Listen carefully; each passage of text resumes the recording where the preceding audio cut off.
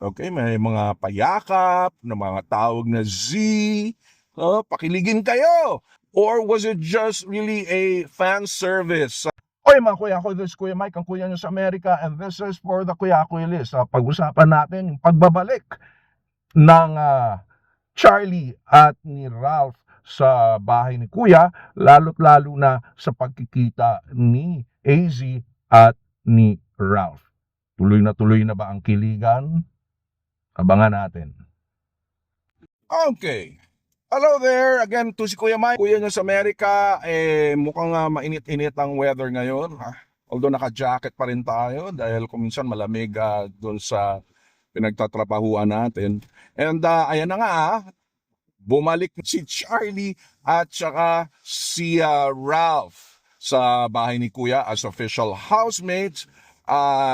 Yun nga lang, ang problema is for the past week, lalong-lalo na nung, tinatago-tago nila ng mga boy housemates, itong si Charlie at saka si Ralph, hindi natin napapanood. Alam nyo bakit?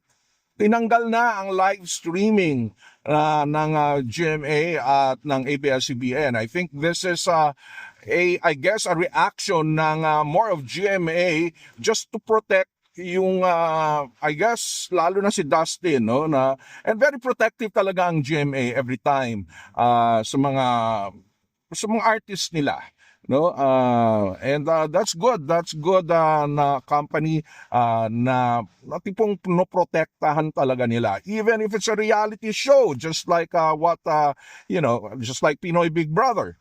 But yun nga lang, because of that, tinanggal nga yung live streaming. So wala na tayong napapanood. Very kontrolado ang mga pinapakita nila.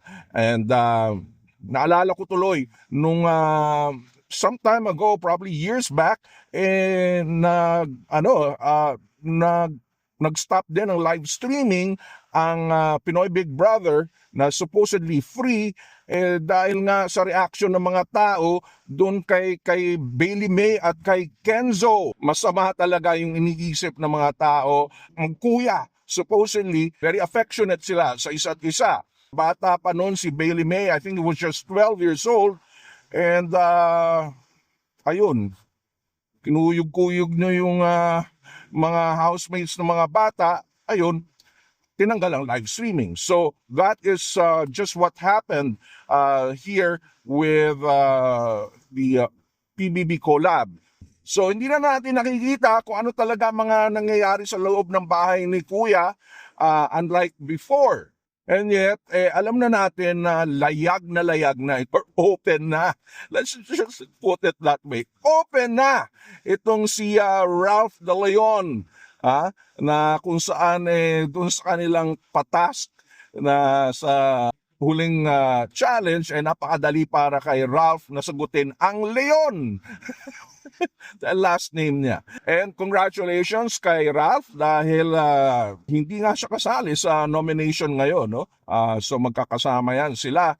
Sino ba? Si Shuvi, si Ralph, si Sneer, of course, si AZ. So apat yan ang hindi nominado. Tingin nyo sinong mawawala? Let's find out. But any case, ayun na nga, nakita nyo naman, open na open, dun pa lang sa challenge or sa task na yun, na kung saan ginamit ang avatar na si Vince na ipakita yung bibigay ng special na pagtatangi kay AZ.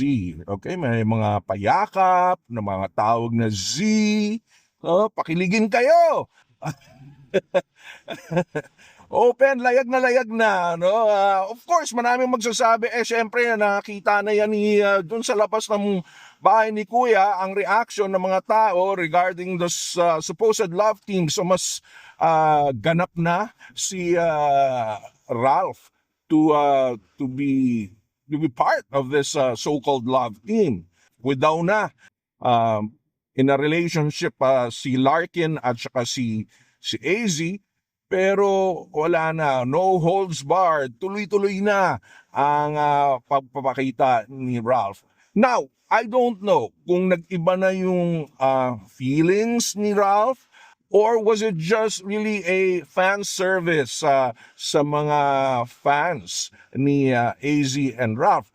Pero if it was, even if it was, sa show business, again, love teams ang, ang pasimula talaga ng career sa show business. So, again, I think there is a real viable na love team here. Kasi it's not as marubdob kala Dustin and Bianca.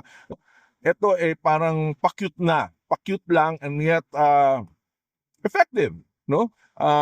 Mukhang pinaniniwalaan ng mga tao. It's already going to be a good career moves for both AZ and Ralph na there is a love team na pwede, no? From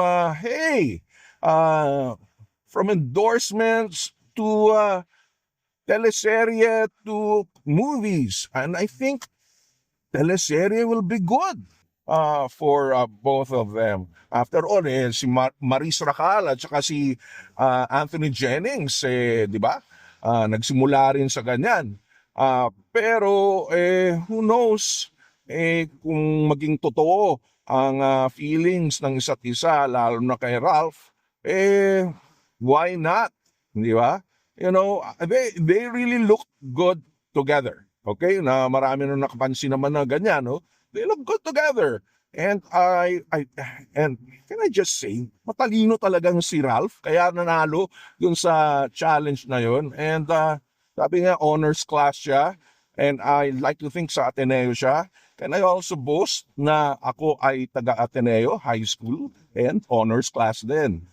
And yeah, he knows how to play the game this time and with more confidence. Alam niya na ang boto sa kanya nung nomination, it was not necessarily for him. So, right now, parang masayang-masaya lang at kita nyo naman yung tuwa ni Ralph here. So, who would have thought na una, aayaw-ayaw pa tong si Ralph, pero I think nakakuha ng magandang opportunity ang GMA with Ralph and AZ. Alright, so I guess kilig-kilig muna kayo dyan, okay? Until next time, ito po si Kuya Mike of the Kuyakoy List.